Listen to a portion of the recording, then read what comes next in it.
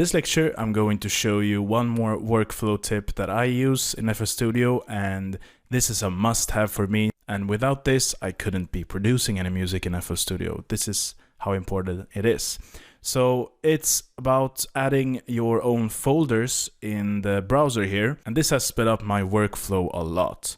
And basically what it is that you create a folder, a separate folder, where you put all of your favorite different samples that you're using all of the time, and then just have it like a favorite folder in the browser. So then as soon as you're like going into FL Studio, you're in the creative mind, you know, you have let's say you have an idea of a chord or something like that, and then you want to add a quick beat, you want to work like really fast, then just go to your folder and you can see all of your favorites here. I have all of my favorite samples like this, and then I can just go and add this progressive kick drum, for instance, or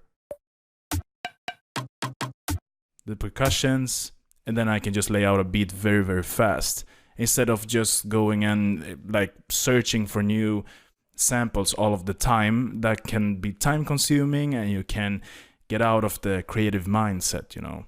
So how to do that is very easy. Just go to options, file settings, and here you can see all of your extra search folders. So if you want to add a folder, you just click on the folder button here, and now you can see all of your folders here, and you just click on one folder, press open, and then it will show up in the browser section here. So that is what I use all of the time in FL Studio. I have a new computer here, so I don't have all of my favorite folders lined up yet, but I'm going to do that as well. So I have a few kind of favorite sample pack folders that I always use. One for the kick drums, hi-hats, like for every individual kind of sound. And as well as different sounds like synth sound, bass sounds, for instance.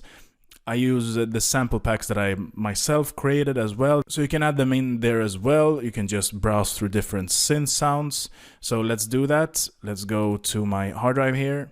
So here I have the one-shot EDM samples that I'm using.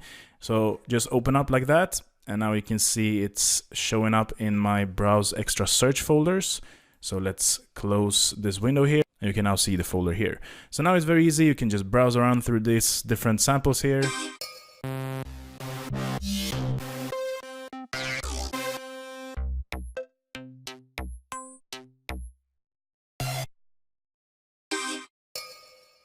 Let's say that I want this, just drag it in like this, and now I can play around on my MIDI keyboard.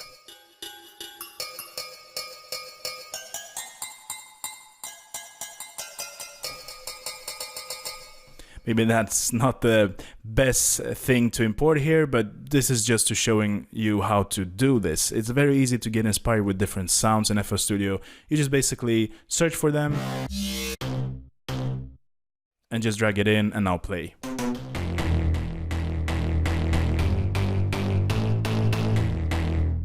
So it's that easy. Alright guys, so that was it for this video, and see you in the next lecture.